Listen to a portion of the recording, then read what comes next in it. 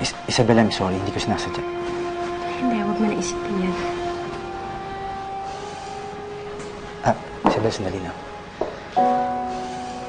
Alam ko, ibubuhos mo lahat ng oras mo ngayon para kay Catherine. At ako rin naman mismo yun yung gusto ko mangyari sa inyong mag-ina. Jonas, gusto kasi makabawi sa anak ko. Gusto kong bumawi dun sa mga panahon na naputol sa aming dalawa. Tama ka dyan, Isabel. At natutuwa ako dahil magiging maayos na kayo mag-ina. Pero sana lang, magpapakasakali lang ako. Kung dumating yung tamang oras, baka pwedeng madugtungan yung mga nawala sa ating dalawa.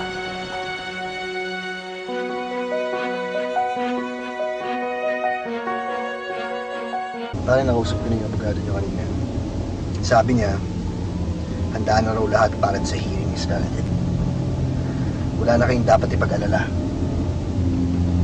Salamat, Diaz.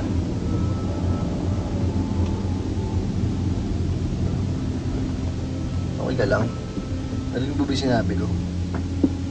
Sabi ko, wala na dapat alalahanin. Mukha mo alalang-alala kayo. Ano ba iniisip mo? Si Isabel na naman yan, no? Hindi ko sinasadya. Pero unti-unti mabalik yung nararamdaman ko sa kanya eh. Alam mo, Jonas, hindi pwedeng bumalik yung hindi naman nawala. Naalala mo noon, papakasal ka na kay Scarlett. Tinatanong kita, ba't mo gagawin to? Sabi mo, para sa pamangkin ko. Pipilitan lang ako. So, anong punto mo? Yung punto ko, kung babalikan mo si Isabel, makakatulong pa rin naman sa pamangkin mo yun. Tapos, hindi ka pa mapipilitan. Kasi simula't simula pa naman. Si Isabel na talaga, di ba? Oo, aaminin ko. Hindi na wala yung nararamdaman ko sa kanya. Pero hindi naman importante ngayon eh.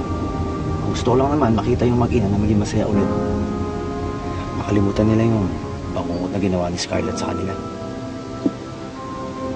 Bangungot talaga yung Scarlett na yun.